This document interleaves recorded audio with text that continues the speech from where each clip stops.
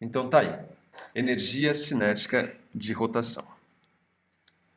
Bom, quando a gente tem um objeto girando, com certeza a gente pode associar a esse objeto uma energia cinética, tá certo? Mesmo que o eixo de rotação ele esteja estático, é claro para a gente que tem uma energia, né? Se você colocar uma serra para rodar e colocar seu dedo lá, ela arranca seu dedo fora, né? Então, existe alguma energia ali que está presente, mesmo tendo o eixo de rotação físico. É claro que a gente não pode, ou pelo menos, apesar de não ser tão claro, talvez ainda, né? Mas a gente não pode simplesmente aplicar aquela fórmula da energia cinética, falar que a energia cinética é igual a 1/2 de mv ao quadrado. Onde o V agora aí não é o V do centro de massa, né? Porque se o eixo estiver no centro de massa, né, então a velocidade é igual a zero. Como a gente viu nas aulas passadas, cada pedaço do corpo, cada elemento do corpo, ela tem uma velocidade ali diferente. Então, se a gente tem nosso objeto aqui, e esse objeto, vamos passar um eixo aqui de rotação aqui, como a gente viu, né, dependendo da distância, se você tiver uma distância R1 aqui, ou uma certa distância aqui R2, cada elemento desse corpo, ele tem ali uma velocidade escalar diferente. Então, como as velocidades de cada elemento do corpo têm uma velocidade escalar diferente, naturalmente, cada elemento ali, ele possui uma energia cinética diferente. Então é isso que precisa ter em mente. Quando a gente põe um objeto para rodar em torno de um eixo, então você está rodando aqui em torno desse eixo aqui está o meu eixo, né? Vamos pôr o eixo aqui, ó. O meu eixo de rotação. Enquanto ele roda, cada elemento, visto que uns estão mais próximos do eixo, outros estão mais afastados, etc., cada um deles tem uma energia diferente. Lembre-se que quanto mais próximo do eixo, menor é a velocidade linear. A gente já viu nas aulas passadas que o módulo da velocidade de cada um desses elementos está relacionado com a velocidade angular, o módulo dela também, e a distância que eu estou desse eixo. Então, quanto mais afastado eu estiver desse eixo, maior é a minha velocidade escalar. A velocidade angular, lembre-se, né, que é o número de rotações, né, por unidade de tempo, ela é constante para cada um dos elementos, para todos os elementos. Né? Porque quando um dá uma volta, né, todos dão uma volta completa. Se esse objeto sai daqui e dá uma volta inteira, exatamente no mesmo tempo que esse objeto dá uma volta inteira, esse aqui também dá uma volta inteira. Então, a velocidade angular é constante para todos os elementos, está relacionado com o número de voltas por unidade de tempo. Mas, se você se atentar que o percurso que esse percorre é menor que o percurso que esse aqui percorre, naturalmente que essa velocidade escalar é diferente. Então, a velocidade escalar para cada elemento depende do quão afastado ele está do eixo, porém, a velocidade angular ela é constante para todos os objetos. Mesmo se o objeto estiver acelerado, né, você tiver uma função que depende do tempo para a velocidade angular, todas elas vão ter a mesma função, todos os elementos do corpo vão ter a mesma função.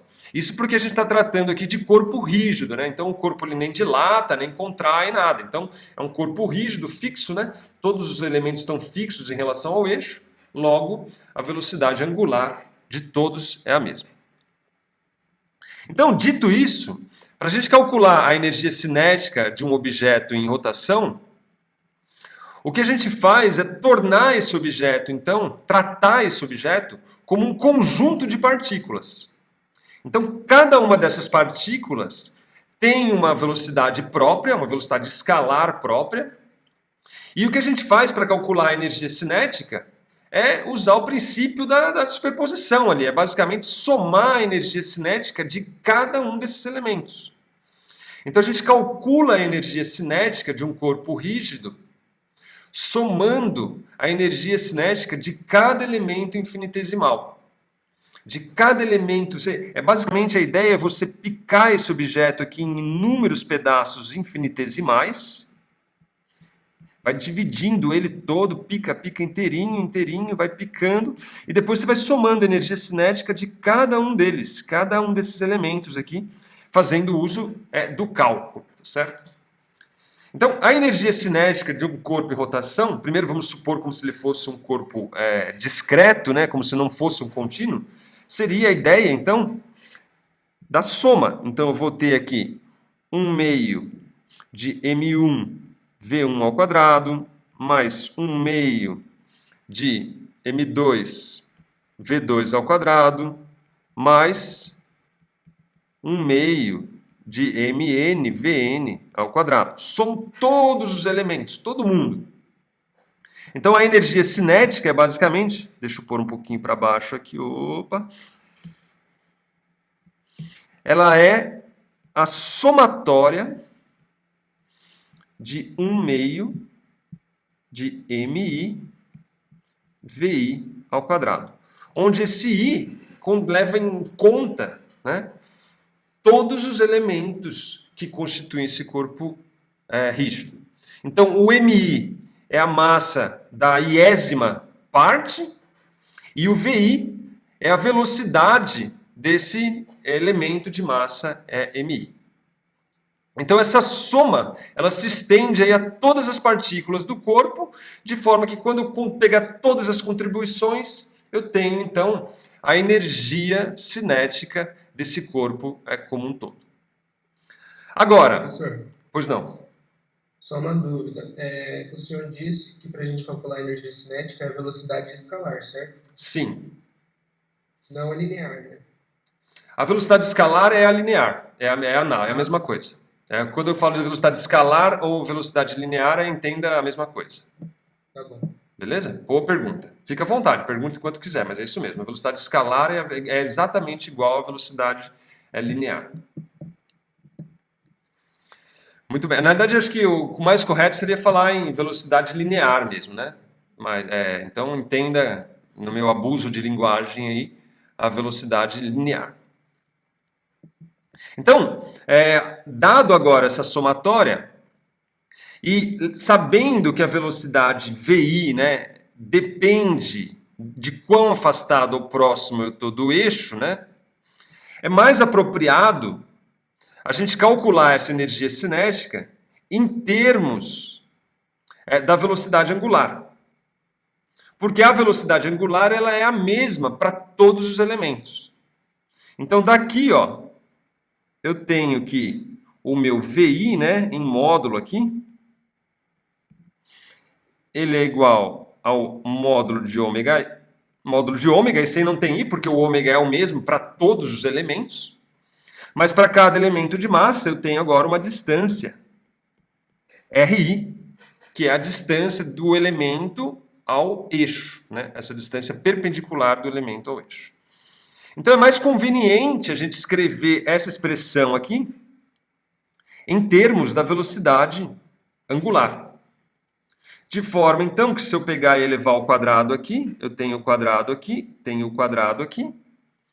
Isso aqui, então, pode ser escrito, a minha energia cinética K, ela pode ser escrita, então, como a somatória de 1 meio de MI, aí entra aqui RI ômega ao quadrado, ou, só reagrupando os termos agora, visto que o ômega é constante, né? Então isso aqui é basicamente 1 meio. 1 meio é um escalar, né? Eu posso tirar aqui da somatória, posso pôr para fora. Somatória de MI RI ao quadrado, ômega ao quadrado. Onde o ômega, aqui, vale enfatizar, é a velocidade angular e ela é igual para todas as partículas, né? Onde o ômega é igual para todas as partículas.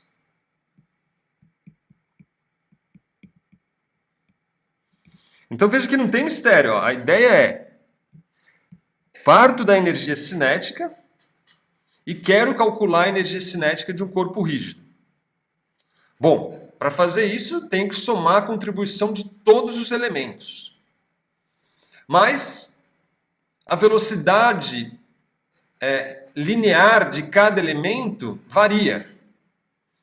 Então, é mais propício eu trabalhar com a velocidade angular. Troco, então, a minha velocidade escalar pela velocidade angular, escrita em termos da velocidade angular. Quando eu faço isso, então, eu chego aqui nessa expressão aqui para a energia cinética. Então, essa aí é a minha energia cinética. Bom, Professor, por que a massa também entra dentro do quadrado junto com o R? não entra. Bem observado. Não entra. Aqui tá furado. Muito bom, muito obrigado. Então, aqui no fundo esse cara sai daqui. E aqui é só esse cara aqui. Obrigado, é isso mesmo.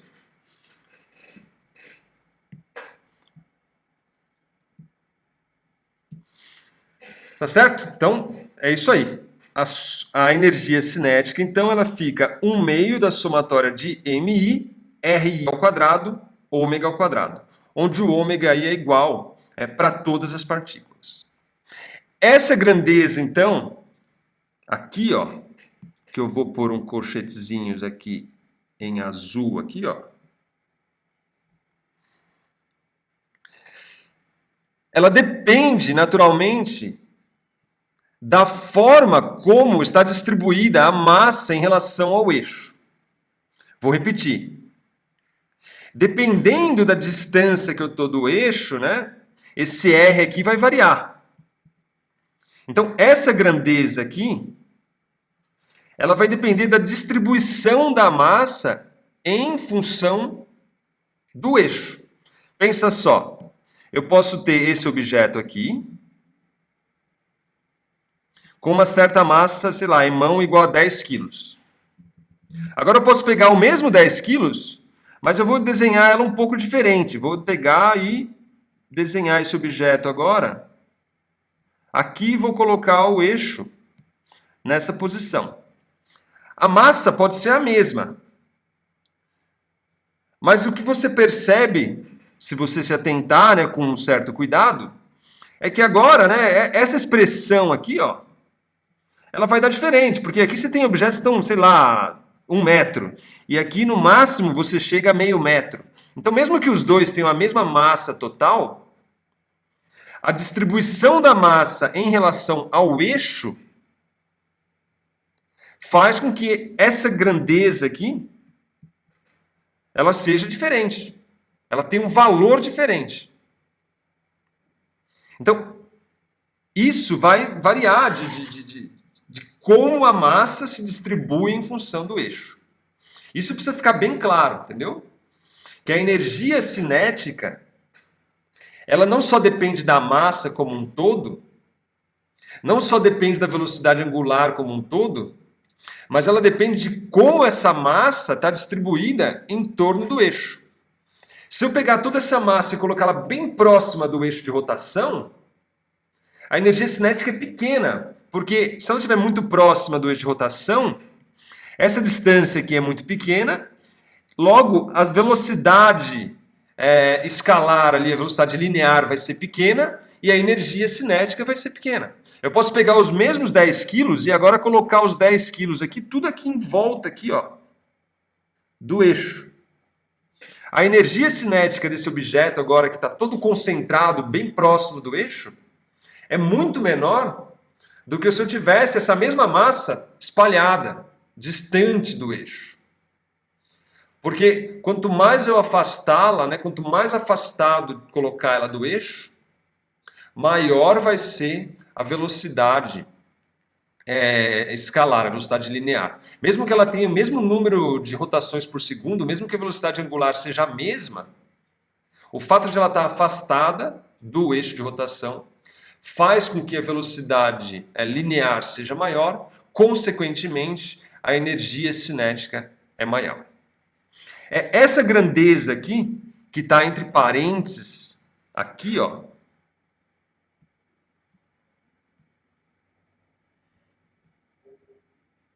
que acaba levando em conta a distribuição da massa em função do eixo. É ela que leva em conta as distâncias de cada elemento de massa. É essa grandeza aí que a gente chama de momento de inércia. Então, o momento de inércia, geralmente a gente usa a letra I, ela é definida então como a somatória de MI, RI ao quadrado. Então, ela depende do corpo, depende da massa e depende do eixo em torno do qual está sendo executada a rotação. Note que eu poderia pegar o mesmo objeto. Pense só, pego o mesmo objeto que é esse cara aqui, ó.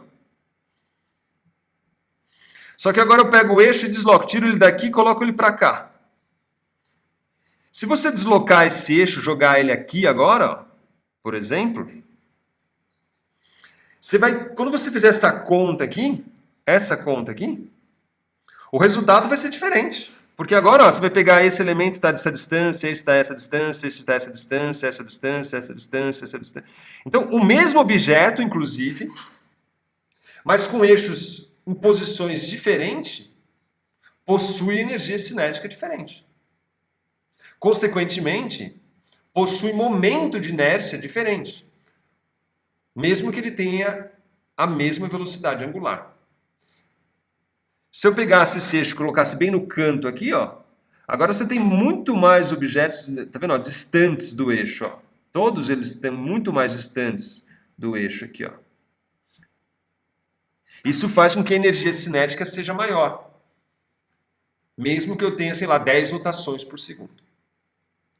Então, essa grandeza, só um segundo, essa grandeza, ela tem essa propriedade, né, de te dizer exatamente, né, te trazer a informação da distribuição das massas em função do eixo e, consequentemente, né, te dá uma ideia da energia cinética que está envolvida aí nessa rotação.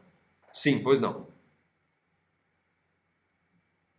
Esse I significa energia cinética, então. Não, o I é o momento de inércia. Esse cara aqui... Ele não depende da velocidade angular, professor? Não, o momento de inércia é uma definição. A energia cinética vai defender. Esse cara aqui é o momento de inércia. E o momento de inércia não depende da velocidade angular. Ah, tá. Obrigado. Agora a gente vai escrever a energia cinética em termos do momento de inércia. A energia cinética em termos do momento de inércia, então, é uma energia K, que é igual a 1 meio de I ômega ao quadrado.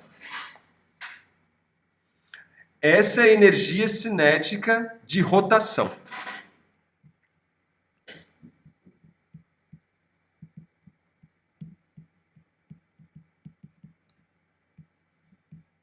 Veja que agora essa energia cinética, ela não só depende da velocidade angular, mas depende de como as massas estão distribuídas em relação ao eixo.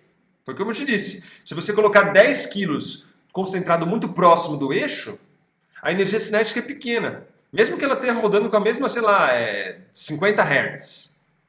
Agora, se você pegar os mesmos 50 Hz, a mesma massa, mas colocar todo mundo afastado do eixo, a energia cinética é muito maior. Então, por isso que aquele motorzinho seu de você pegar lá, pequenininho, que tem um eixo pequenininho, você coloca o dedo lá, não faz nada, mesmo que esteja rodando muito rápido, né? Não faz nada. Agora, se estivesse rodando a mesma massa, com a mesma velocidade angular, mas todo mundo afastado, na hora que você coloca o dedo ali, você, opa, já dá um, né? Porque está todo mundo afastado, né? Então a energia cinética é maior, a energia que vai ser transferida para o seu dedo ali é maior. Se for uma roda gigante, né? E ela pode arrancar teu dedo fora. Né? Enquanto que se é um motorzinho pequenininho ali, mesmo rodando muito rápido, né? A energia cinética envolvida é muito pequena. Porque a velocidade linear ali é muito pequena, né? Então, depende da distribuição em relação ao eixo. O momento de inércia que te traz essa ideia do quanto de energia está associado a essa velocidade. Veja a analogia com o momento com a energia cinética de translação. A energia cinética de translação é 1/2 de emão velocidade do centro de massa ao quadrado. Então a massa aí nesse caso, né, ela te traz essa ideia da energia cinética, né? Então ela pode ter uma massa muito grande, né, e uma velocidade de 10 metros por segundo, já faz um estrago. Se a massa é pequena, mesmo que ela tenha 10 metros por segundo, não vai te ferrar tanto. É a mesma ideia da energia, do momento de inércia. Se ela tiver uma velocidade angular de 50 Hz, mas o momento de inércia for muito pequeno, então ela não te traz tanta energia assim. Agora, se o momento de inércia é grande, aí a energia associada ao movimento de rotação é maior. Então, ó, se você se lembrar das equações que nós tínhamos e que nós fazíamos analogia, ó, o nosso S estava para o θ, o nosso V estava para o ômega, a nossa aceleração estava para o alfa. E agora aqui, ó, a nossa massa, ela está para o momento de inércia. Tá vendo? Olha como é parecida as expressões, ó. Um é 1/2 de mv ao quadrado, a outra é 1/2 de i ômega ao quadrado. O i aí, entre aspas, né, faz o papel da massa no movimento de rotação. Beleza? Pela expressão aqui, você já tira, né, que no sistema internacional a unidade do momento de inércia é o quilograma metro quadrado. Essa é a unidade do momento de inércia.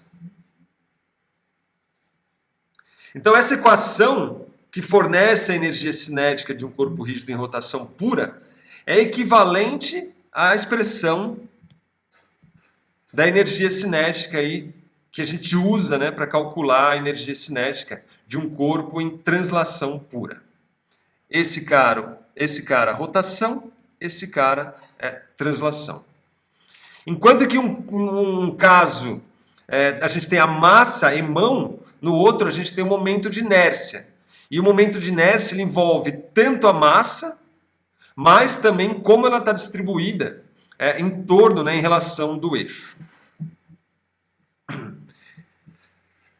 Vale frisar que nos dois casos, né, ambas dependem do quadrado da velocidade. Uma a velocidade de translação e a outra a velocidade de rotação. Então, ômega ao quadrado no caso da energia cinética de rotação, velocidade ao quadrado no caso da energia cinética de translação. Vale frisar também aqui que as energias cinéticas, tanto de translação quanto de rotação, elas não são de tipos diferentes, tá certo? Ambas são energias cinéticas. Elas só são expressas aí de uma forma apropriada, né, em relação ao movimento que a gente está querendo tratar, em relação ao movimento em questão. Mas você veja que basicamente ela sai, né? Essa expressão aqui, ela sai da minha soma de energias cinéticas de cada um dos elementos. Só que daí eu reescrevo em termos da velocidade angular, porque é mais propício, né, quando a gente está trabalhando com o movimento de rotação, e aí define essa grandeza, né, que é chamado de momento de inércia, porque é mais conveniente. Muito bem. Bom, também vale frisar que é fácil de notar aí que a distribuição da massa em relação ao eixo de rotação muda o momento de inércia, né? Enfatizando novamente. Então, ó, só para deixar isso um pouco claro, vou colocar aqui uma figura. Vou puxar aqui.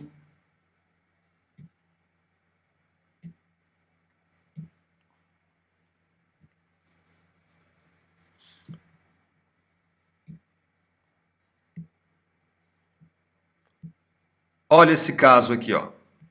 Esse caso a gente tem a mesma barra, exatamente a mesma, porém, num caso, eu ponho ela para rodar em torno aqui do eixo coaxial, né, que a gente fala, enquanto que o outro eu ponho para rodar em torno desse eixo aqui, ó. Então, um caso o eixo está aqui, no outro caso o eixo está aqui. É muito mais fácil você colocar essa barra aqui para girar do que colocar essa barra aqui para girar. A energia que eu gasto para pôr essa barra aqui para girar, com a mesma velocidade angular, é muito menor do que a energia que eu gasto para pôr essa barra para girar com a mesma velocidade angular. Para colocar esse cara para rodar 10 rotações por segundo, esse cara aqui, é uma energia menor do que para colocar esse cara aqui para rodar 10 rotações por segundo. Porque aqui o momento de inércia, né, é muito menor. Vê, ó, as partículas estão todas muito próximas do eixo de rotação. Note que é a distância perpendicular de cada elemento até o eixo, tá certo? Enquanto que nesse caso aqui, ó, essas partículas que estão mais afastadas aqui, ó, para colocar ela para rodar, eu preciso de uma energia muito maior, né? Porque elas estão muito afastadas do eixo de rotação. Então, necessariamente, eu preciso de uma energia maior. A mesma barra, a mesma velocidade angular, porém, preciso de mais energia no caso A aqui, do que nesse caso abaixo aqui, que eu chamo de caso B. A razão para essa diferença é exatamente o fato da distribuição de massa estar mais próxima do eixo de rotação no caso A do que no caso B. Consequentemente, né, se lembrando da definição do momento de inércia, somatória de MI RI ao quadrado, como R é muito menor, o momento de inércia dessa barra aqui é muito menor, e quanto menor o momento de inércia, mais fácil é para eu colocar esse objeto em rotação. Né? A energia cinética, para transformar o trabalho em energia cinética, né, eu vou precisar de menos trabalho, né, porque o trabalho vira energia cinética, e quando eu coloco ela para rodar 10 rotações por segundo, a energia cinética do A é menor que a energia cinética do B.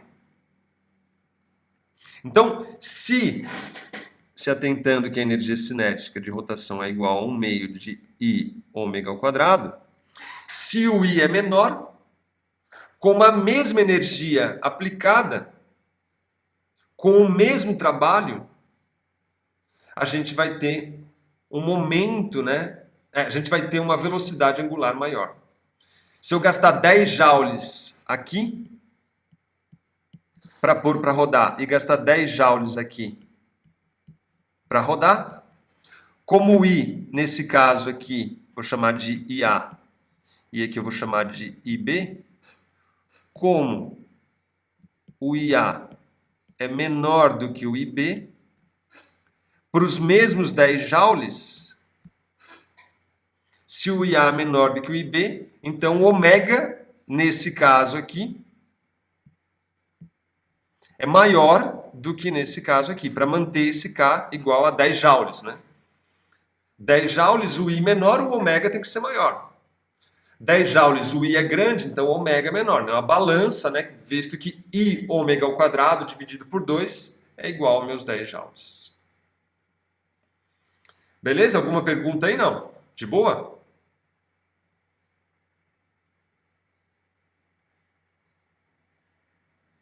Segue? Professor, eu entendi todas as formas certinho, mas eu poderia explicar de novo qual seria a diferença do I e do K na prática? Veja, o I ele não está relacionado com a energia cinética propriamente dita. Né? Ela faz o análogo da massa. É igual você falar, qual que é a relação da massa com a energia cinética? A massa ela me dá a quantidade de energia necessária, me dá uma ideia da quantidade de energia necessária para eu colocar um objeto para ter uma certa velocidade V. Então, se eu tenho um cara com uma massa de 1 tonelada, para eu jogar ele a 100 km por hora, eu preciso de muita energia, porque a massa é muito grande. A mesma ideia agora. Se eu tiver um cara com um momento de inércia muito grande, para eu colocar ele para rodar muito rápido, eu preciso de uma grande quantidade de energia. Então ela é o análogo da massa, é o quanto de energia que eu vou precisar dispensar para inferir uma certa velocidade angular. Assim como a massa me dá uma ideia de quanto de energia que eu vou precisar dispensar para colocar um objeto para se movimentar com uma certa velocidade v. Se o objeto é uma massa pequenininha, para eu colocar ele a 100 km por hora é fácil, não preciso de tanta energia assim. Se o momento de inércia é muito pequenininho, para colocar ele para rodar em torno de um eixo muito rápido, é fácil, eu não vou precisar de tanta energia assim. Agora, se o momento de inércia é grande, então aí eu vou precisar de muita energia para inferir uma certa velocidade angular. Porque quanto maior esse momento de inércia, né, ela me dá uma ideia do quanto de energia eu vou precisar dispensar para inferir essa velocidade angular. Ela é o análogo da massa no movimento de translação. Mais ou menos? Foi, valeu, professor. Professor, Pois não. então quanto maior o raio, mais energia eu preciso para certa velocidade angular, certo? Quanto mais afastado tiver a massa do eixo de rotação, mais energia eu vou dispensar para colocar uma certa velocidade angular. Sim. Isso também vale para uma certa velocidade linear? Isso também vale para uma certa velocidade linear? É. Em que sentido? Peraí, preciso entender sua pergunta. Tipo, eu preciso chegar numa certa velocidade angular com uma partícula que está, sei lá, tá perto do negócio. O raio não está muito longe. Se tiver uma partícula mais longe, eu vou precisar de mais energia. Vou precisar de velocidade angular. Vou precisar de mais energia, exatamente, para colocar na mesma velocidade. Veja, eu acho que eu entendi sua pergunta. Imagina que eu tenho aqui, ó, um eixo, tá certo? Aqui está o meu eixo, e eu vou pegar uma única partícula afastada aqui de R. Tá certo? Agora eu posso pegar, não vou pegar esse caso não, vou pegar uma outra partícula aqui, mas com R menor. Então aqui eu vou chamar de R1 e aqui eu vou chamar de R2. Para eu colocar na mesma velocidade linear, eu vou gastar a mesma energia, independente do R, né? Porque a energia está relacionada diretamente com a velocidade linear. Então ela vai ter uma velocidade angular menor, porque ela vai ter a mesma velocidade linear, não é isso? É isso que você está falando. Não me importo mais com a velocidade angular. Eu quero a mesma velocidade linear.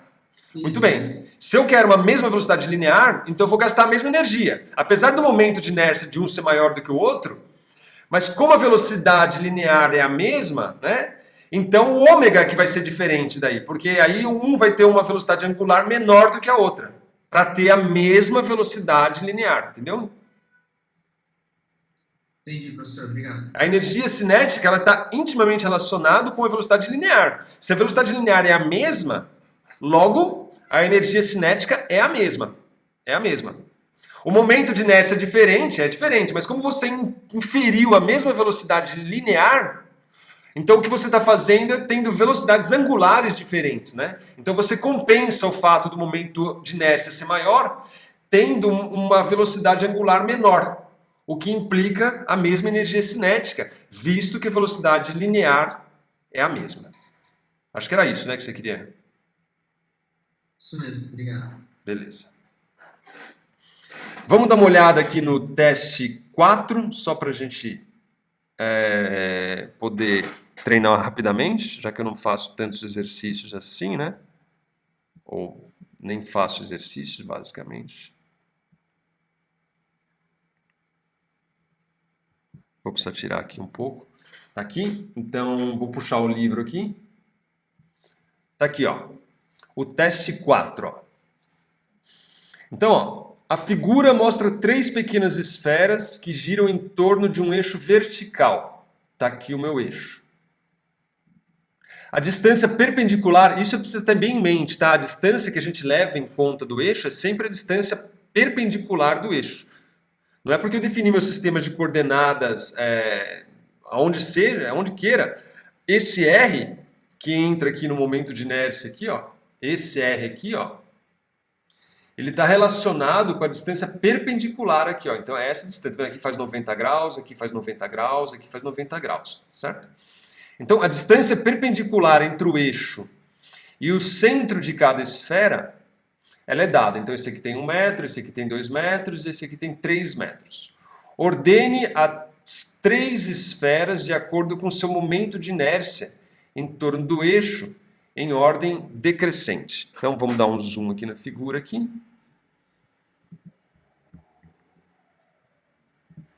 Tá aqui, ó. Então, a primeira figura aqui de cima aqui, ó, essa aqui, o momento de inércia dela é, vou chamar de I1 aqui. Ela é igual a 1/2. A massa é 36. Ah, não é 1/2 não, 1/2 é energia cinética. O momento de inércia não tem 1/2. O momento de inércia está aqui, ó. É a massa vezes a distância ao quadrado. Como eu só tenho uma massa pontual, né, essa somatória some porque só tem uma massa, um elemento de massa. Então ele vai ficar 36 quilogramas vezes a distância ao quadrado, que é 1 metro ao quadrado. Então esse cara tem 36 quilogramas metro quadrado. Esse é o momento de inércia dessa partícula 1. O da partícula 2, a massa agora já é 9 quilogramas, mas a distância é 2 metros. Isso ao quadrado. Lembre-se que depende da distância ao quadrado.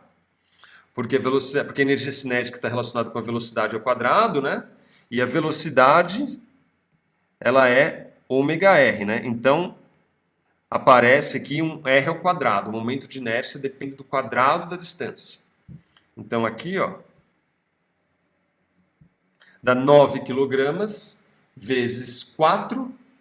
4 vezes 9 dá novamente 36 quilogramas metro quadrado. E o I3, eu tenho 4 quilogramas vezes 3 metros ao quadrado. Isso dá 9 vezes 4 de novo. E isso aqui me dá novamente 36 quilogramas metro quadrado. Ou seja, todos eles têm o mesmo momento de inércia. Note que a energia que eu gasto para colocar qualquer uma dessas partículas numa certa velocidade ômega, uma velocidade angular ômega, é a mesma, independente se ela tem 4 quilos, 9 quilos ou 36 quilos. É mais, entre aspas, na verdade não é mais fácil, é igual, né? A mesma dificuldade é imposta porque uma está mais próxima e a outra está mais afastada. Não é porque a massa de uma é menor que eu vou gastar menos energia. Não é porque a massa é maior que eu vou gastar mais energia. A massa é maior, mas está mais próximo do eixo. A massa é menor, mas está mais afastado do eixo. Logo, para colocar a mesma velocidade angular, eu gasto a mesma energia. Professor, Sim. só uma dúvida. Então, se as três esferas, as três massas estão conectadas no mesmo eixo. Sim. Gira com uma mesma velocidade. Sim. Então, a velocidade angular delas vai ser a mesma, a velocidade linear vai ser diferente. Exatamente. A velocidade angular vale ômega, né? Porque quando uma der uma volta, todas dão uma volta, né? Se for um eixo fixo, né? Na hora que eu rodar uma vez aquela barra, todas as partículas vão rodar a mesma coisa, tá certo? Porém, ó, você vê que aquela que está mais afastada, ela fez um percurso muito maior, né? Ela fez um percurso ali que vale 2 πr, não é isso? Ou seja, o percurso daquela que está mais afastada, de 4 kg, é muito maior do que o percurso daquela que está próximo. Só que a energia cinética é a mesma, porque apesar da velocidade linear de uma ser menor do que a outra, a massa é maior. Então acaba compensando. A velocidade linear é menor, mas a massa é maior, logo deu a mesma energia cinética. Certo. Obrigado. Beleza? Beleza. Maravilha. Muito bem. Então, esse é o conceito, então, de momento de inércia. Agora que a gente definiu o momento de inércia, a gente vai, então, para a ideia do cálculo desse momento. Como é que funciona isso? Na verdade, nessa sessão ainda a gente não vai calcular o momento de inércia. Na aula que vem, amanhã, talvez hoje a gente consiga ainda, apesar que eu vou avançar no torque, né? Mas eu vou mostrar exatamente como é que eu transformo essa somatória para calcular num contínuo, né? Ou seja, num corpo rígido propriamente dito, ou se transformando numa integral. E aí, dado então essa integral, aí, como é que a gente resolve ela? Como é que funciona isso aí? Isso é bastante importante porque não é muito claro para os estudantes como é que a gente faz esse processo. De qualquer maneira, vamos primeiro avançar no 10.7, que ele chama do cálculo do momento de inércia.